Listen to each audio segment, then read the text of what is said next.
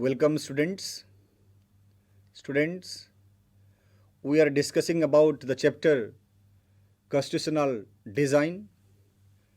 In the previous class, we were discussing how South Africa prepared the constitution for them. At the same time, we were also discussing how the making of constitution for a huge and diverse country like India was a difficult task because during that period of time there were different challenges in front of us. What challenges? During that time the people of India, they were transforming themselves from the status of subject to citizens. The country was born through partition, that is on the basis of religion. More than 10 lakhs people were killed because of the bloodshed took place between India and Pakistan. At the same time, the Britishers had left it to the rulers of the princely states to join either with India or with Pakistan, because there were during that time more than 500 princely states in India, and it was a very difficult task to convince them to take the side of India, because the rulers were having complete freedom, choice, either to take or join with India or with Pakistan. So under this condition, it was a very Herculean task for the people of India, particularly the leaders, to prepare the constitution for us. This was what we were discussing in the previous class. Today, we'll discuss how the Constitution of India was prepared. Despite all these difficulties, there was a big advantage for the makers of the Indian Constitution. We have seen in South Africa, the people, particularly the blacks as well as white, who were thinking to stay together, live together, and they worked on that also. For that, they have to make consensus within themselves. But this was not the condition with the Indians, because we didn't have to create a consensus about a democratic India, how it should look like, because much of the consensus already had evolved during the freedom struggle movement. Because freedom struggle had helped the Indian to come and work together against the British regime. And during this period only, the consensus had already developed among us. Because our freedom struggle movement was not merely a struggle against the British regime. It was not merely a movement against the foreign rule. Rather, it was also a struggle, a movement to rejuvenate our country and to transform our society and politics. Because of this freedom struggle, we the Indian, by coming together, leading the movement, fight against the British government, the foreign rule, we have already learned the habit of staying together. Because when the freedom struggle movement started, people from south to north to south, east to west had come together and participated in the freedom struggle movement. People from different religious communities, different linguistic community, they came together and fought against the British domination. This was how the consensus had already evolved among us. This was the biggest advantage for us, for our leader, while preparing the Constitution of India. It is not that there was no differences among the people. There were sharp differences of opinion within the freedom struggle about what path India should take after independence, what way the country will be reformed. There was differences regarding this, and there is also differences today. Differences will be there every time. Today also it is there, earlier also it was there. But with these differences, the people who were there, particularly the leaders, they achieved consensus among the people and started preparing the Constitution for ourselves.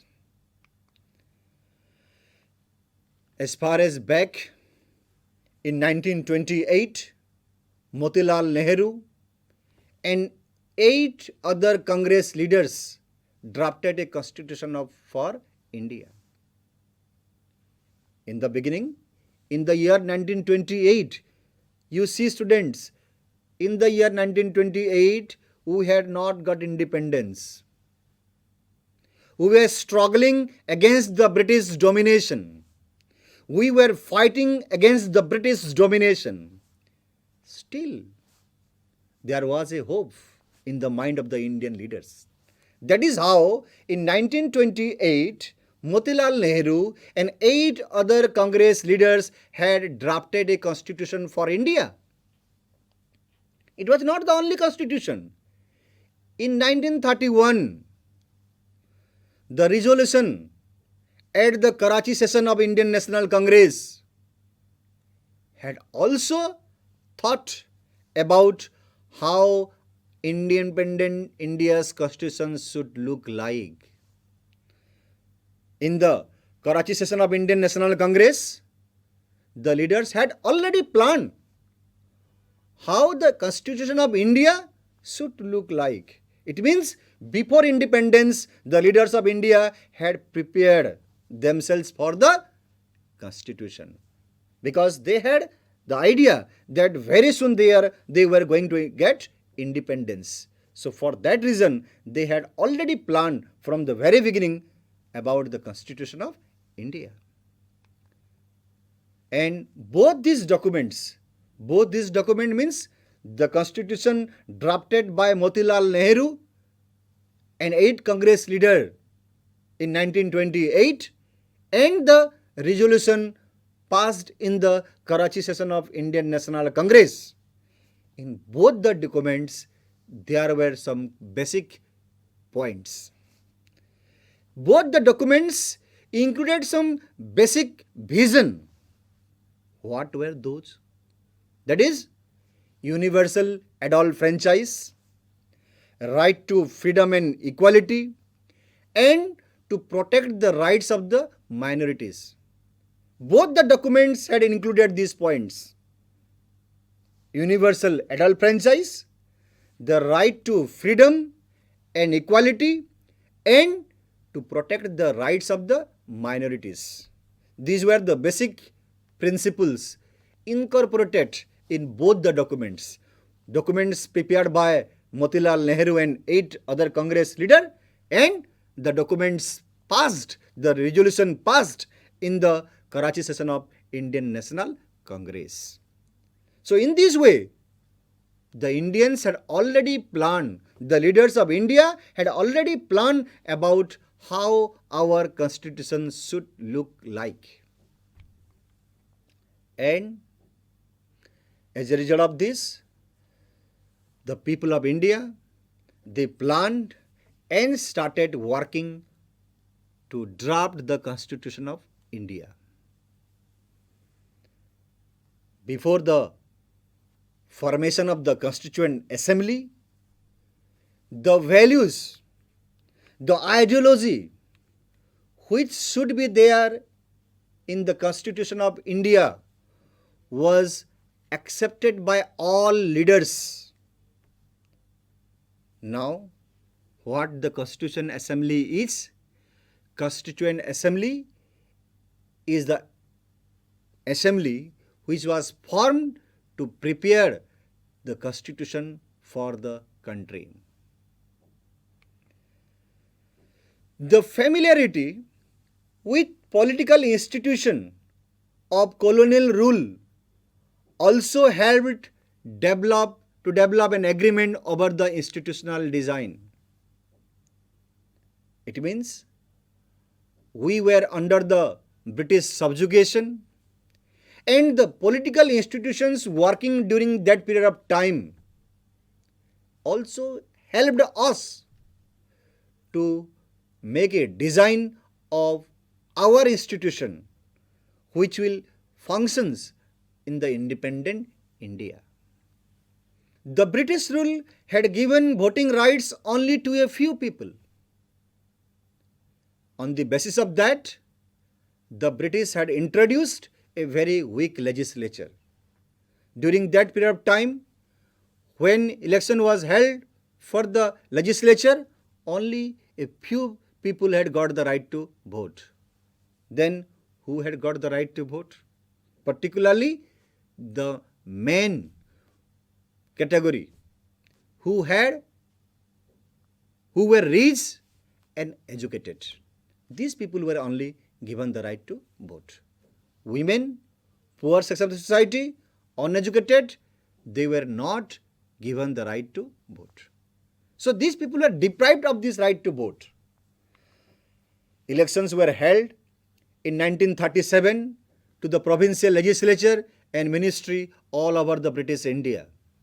And during this election, people, only men who were educated and rich people, they got the right to vote. But these were not based on the democratic principles.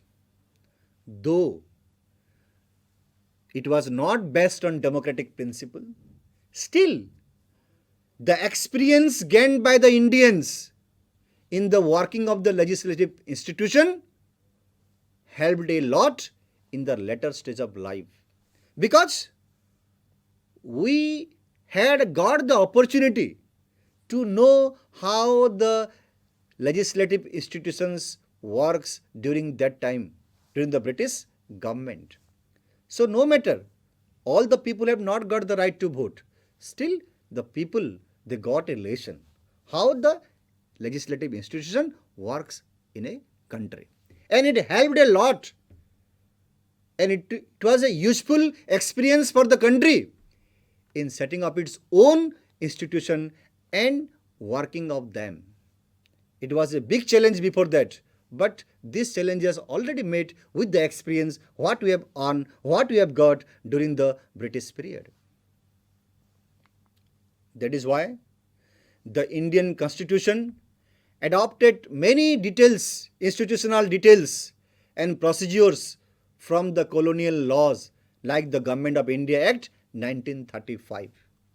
Today, our Indian Constitution, many principles of these constitutions are there today that we have adopted from the Government of India Act 1935. So, after years of thinking and deliberation on the framework of the Constitution itself is another benefit for us. People, the leaders of India, they started thinking about the Indian Constitution from the period of 1928. I have told you, it was first prepared by Motilal Nehru and other Congress leaders. It means they had already made a plan. So from 1928 to the period of independence, you see, it was a big movement for us. And during that period of time, already people had made plan for this. And that is how this thinking and deliberation of the people towards making a new constitution for the country is a benefit for us. Our leaders gain confidence to learn from other country also. Many of the leaders, those who were there during that period of time, they had already developed consensus among them how to prepare the constitutions. And they got much more experience, gain confidence by learning the different constitution of the world during that period of time. But that is on our own terms. They gain experience from them. They gain experience from other constitution, but according to our own terms. Not by compromising the condition of those countries through which they have prepared the constitution. That is how, but on our own terms. Many of the leaders, they were inspired by the ideals of the French Revolution, the practice of parliamentary democracy in Britain, the Bill of Rights in the US. You see, during that time, USA had already drafted the constitution for them. We have got the experience from them also. Our leaders were inspired by the Constitution of America. French Revolution, I have told you earlier also, French Revolution has given three things to the world. That is the ideology of right, liberty, and fraternity. So, French Revolution, the practice of parliamentary democracy in Britain. During that period of time, Indians were under the British subjugation, and Britain was there during that time following the parliamentary system of democracy. So obviously it is natural that we were influenced by them also. Like that, the socialist revolution in Russia had also inspired many Indians to think of shaping a system based on social and economic equality. Because Russian Revolution was fought for social and economic equality. And that has also helped a lot for the Indian leaders. They were inspired by the ideology of social and economic equality. And all those ideology, what they have got by reading the constitution of other countries. At the same time, the French Revolution, Socialist Revolution, they had incorporated in our constitution also. But though our leaders were inspired by these theories, still all those theories were put into our constitution, but according to our own thoughts. At each step, they were questioning whether these things suited our country. All these factors contributed to the making of our constitution. Though these leaders during that period of time were following different constitution, they were going through the ideology of different constitution, but at the same time, they were also careful. They were questioning themselves whether all these principles will suit our country or not. And this type of thinking in the mind of the leaders contributed in the making of our constitution. So, after that, the Constituent Assembly was formed. Now, who were the makers of the Indian Constitution? Let us see here a brief sketch of some of the leaders who played an important role in making the Constitution. Students, we will see the leaders, those who had played an important role in making of the Indian Constitutions. Students, you must have known about him, the great soul, the great freedom fighter of India, Vallabhbhai Jhabher Patel, who is popularly also called as Sardar Vallabhbhai Patel. and he was the first Deputy Prime Minister of India, and he had played an important role in the integration of the Indian princely states. Next, Abul Kalam Azad. He was the first Education Minister of India, and he had played an active role in the national movement, also played an active role in preparing the Constitution of India, and he was a part of the Constituent Assembly. Next, that is your T.T. Krishna Ramachari. He was the first finance minister in the Union Cabinet and a member of the drafting committee also. He had also played an important role in preparing the Constitution for India. Students, you might have known him, Dr. Rajendra Prasad, the first President of India. He was the President of the Constituent Assembly. Jaipal Singh, a sportsman and educationist. He was the captain of first national hockey team, founder president of Adivasi Mahasabha, who later founded the Jharkhand party. He was also an active member in the Constituent Assembly. H.C. Mukherjee, who became later on the governor of West Bengal, also an active participant in the Constituent Assembly. So all these leaders, prominent leader you can say, those who have played an important role in the making of the Indian Constitution. Now, how this Constitution was prepared? For this purpose, I have already told you, a Constituent Assembly was formed, but how the members will be elected or selected or appointed?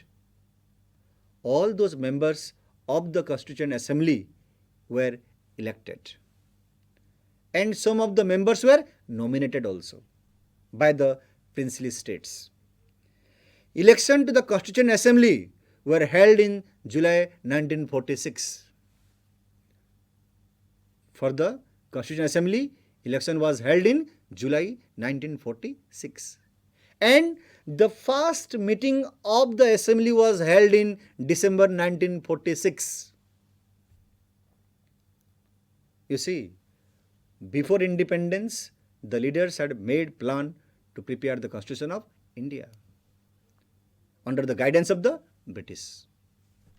So, Constituent Assembly was formed, election was held for that in July 1946, and the first meeting was held in 1946, December 1946. But very soon, the country was divided into India and Pakistan. During that time, members were there from Pakistan side also and Indian side also. But after the partition, the Constituent Assembly was also divided into Constituent Assembly of India and Constituent Assembly of Pakistan. After the election, members were there from both the sides. But after the partition, the Constituent Assembly also divided. One is your Constituent Assembly of India, another is your Constituent Assembly of Pakistan. In this way, it is divided into two parts. The Constituent Assembly that wrote Indian Constitution was having 299 members. The Constituent Assembly of India was having 299 members. And the Constituent Assembly adopted the Constitution on 26th November 1949, but it came into effect on 26th January 1950. After much deliberation and discussion, the Constituent Assembly prepared the constitution and it adopted the constitution on 26th November 1949, but it came into effect on 26th January 1950. And to commemorate this day, 26th January, we are celebrating it as the Republic Day every year. Now, the question is that the Constituent Assembly adopted the Constitution on 26 November 1949 and came into effect on 26 January 1950. And today we are in 2020. Now the question is, why should we accept the constitution made by this assembly more than 6 decades ago? It was prepared and came into effect during the period of 1950. But today we are in 2020. This is the common question. Why we are accepting today also? And why should we? Because there are various reasons why today also we are accepting this constitution which was prepared 6 decades ago. The constitution doesn't reflect the views of its member alone. Though it was there prepared by the Constituent Assembly, where just consists of 299 members, it doesn't reflect the views of its member alone. Rather, it expresses a broad consensus of its time. Many countries of the world had to rewrite their constitution afresh because the basic rules were not acceptable by them today. Majority of the social groups and political parties of those countries, they are not accepting this constitution today. Many countries are there, they have rewritten the constitution. But today also we are following the same constitution which was prepared in 1950. In some countries, the constitution exists as a mere piece of paper. Though it was there, though it is there today also, they are not following it particularly. So, it is just like a piece of paper for them. No one follows it.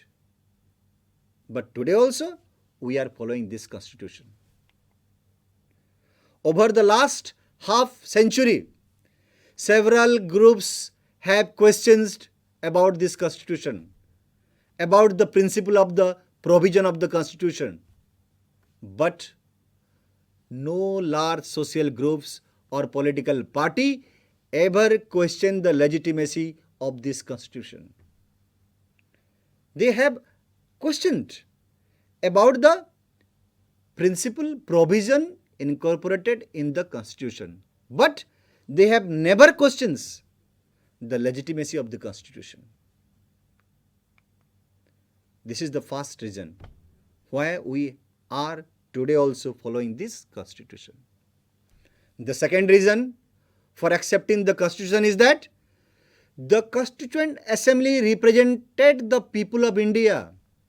The member of the Constituent Assembly, those 299 members were elected by the people and nominated by some principal states. It means they had represented the whole country. Though there was no universal adult franchise at that time, still they represented whole country, because the Constituent Assembly could not have been chosen directly by all the people of India, but it was elected mainly by the member of the provincial legislature. So you see, it is the member of the Constituent Assembly were indirectly elected by the people. The people elect the provincial assembly or provincial legislature, and the member of the legislature, provincial legislature, they elected the member of the constituent assembly. So it means what? The member of the constituent assembly, they represented the whole country. And this member, where they are from, each and every corner of this country, all the parts throughout the whole country. That is why they represented the whole country. Though the assembly was dominated by the Indian National Congress, but still Indian National Congress itself is consists of different political groups and opinion. No matter, the member of the Indian National Congress dominated the Constitutional Assembly, but still among themselves also there were different fractions. The people were having different ideology, different opinion. There were many members in the assembly who didn't agree with the Congress. So it means it was a broad consensus of all those 299 members. In the social terms too, the assembly represented members from different language, caste, classes, religion, occupation. All those 299 members who were representing the Indians community, not from one community, rather from different language groups, castes, classes, religions and occupation. So, even if the Constitution Assembly was not, the member of the Constitution Assembly were not elected on the principle of universal adult franchise, still it worked in a proper manner. Finally, the manner in which the Constituent Assembly worked gives sanctity to the Constitution, because the Constituent Assembly worked in a systematic, open and consensual manner. It was not prepared according to the ideology of one person. I am repeatedly telling you, it is a broad consensus. It worked in a systematic manner and according to the consensus of all the members. First, some basic principles were decided and they agreed upon that also. Then a drafting committee under the chairmanship of Dr. B.R. Ambedkar prepared the draft constitution. After that, this draft constitution was put in front of the member of the Indian Constitutional Assembly. They discussed. Several rounds of thorough discussion were made, and the discussion were about the draft of the constitution, clause by clause, line by line, point by point, word by words. So, they prepared the constitution with the consent of all the people. More than 2,000 amendments were considered, and this took 114 days and for a period of 3 years. Within the period of 3 years, they took 114 days to discuss regarding the principles which were incorporated in the constitution. And more than 2,000 amendments were made during that period of time while drafting the Constitution of India. After that, every document presented and every word spoken in the Constituent Assembly has been recorded and preserved today. Even if today also if you want to see, if you want to listen, you can. And that is what it is called Constituent Assembly debates. It was recorded. Whatever the discussion were made regarding the principle of the Constitution, the draft of the Constitution, it was recorded and it is preserved today also. You can see this Constitution today also. And this Constitution, when it was printed, it consists of 12 bulky volumes. And today also, this discussion, deliberation, which were made during the time of preparing Constitution, it is available and it is used to interpret the meaning of the Constitution today also. So, students, today we discussed how the Constitution of India was prepared, along with the Democratic Constitution of South Africa. We have also discussed the need of a constitution and also the making of the Indian Constitution. Before ending the class, I'll ask some questions to you. Be prepared to give the answer. The first question is that, who was the chairman of the Constituent Assembly? The answer is Dr. Rajendra Prasad, the first president of India, was the chairman of the Constituent Assembly. My next question is, who was the chairman of the drafting committee? I have told you while we were discussing about that. The answer is Dr. B.R. Ambedkar was the chairman of the drafting committee. So, along with this discussion, this questionnaire, today we have completed how the Indian Constitution was prepared. Students, in the next class, we will discuss what are the philosophy or the basic principle of Indian Constitution. Thank you.